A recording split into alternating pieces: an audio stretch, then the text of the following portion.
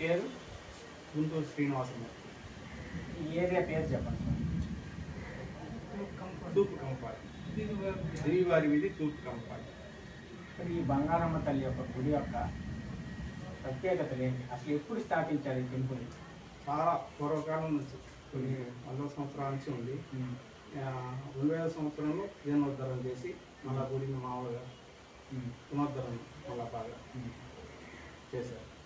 దీన్ని స్థాపించడానికి గల కారణాలు ఏంటి? అసలు ఎవరు దీని ధర్మకర్తలు కానీ స్థాపించిన వాళ్ళు కానీ?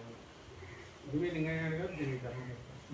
మొదటి నుంచి కూడా గ్రామ దేవతల వారసత్వ ధర్మకర్తగా ఆయన గారే కొనసాగుతున్నారు. ఇప్పటికి కూడా ఆయన కొనసాగుతున్నారు. అప్పటి నుంచి పూజారి గారు మీరేనా?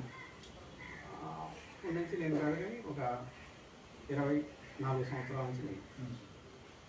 అంటే బంగారమ్మ తల్లి యొక్క విగ్రహం ఇక్కడ ప్రతిష్ఠించినప్పటి నుంచి నేను చేస్తాను. పూర్వకాలంలో మామూలుగా పాత విగ్రహం పెట్టి ఎప్పటికప్పుడు తిరణాలు చేస్తూ వీళ్ళంతా గ్రామ దేవతలు 9 మంది ఉంటారు. అంకమ్మ, పోలేరమ్మ, సత్యమ్మ, మారమ్మ, వీళ్ళంతా 9 మంది అంచెలు. లాస్ట్లో ఏమో చిన్నానం బంగారం. ఏంటి బంగారమ్మ తల్లి యొక్క ప్రత్యేకత విశిష్టత లేదు? గ్రామ దేవత కొడుకున్న వరాలని వచ్చిన వాళ్ళందరికీ కూడా వాళ్ళు అనుకున్నవి నెరవేరుస్తూ వాళ్ళ కార్యక్రమాలు చేస్తారు. అనుకున్నవన్నీ జరుగుతాయి అమ్మవారు.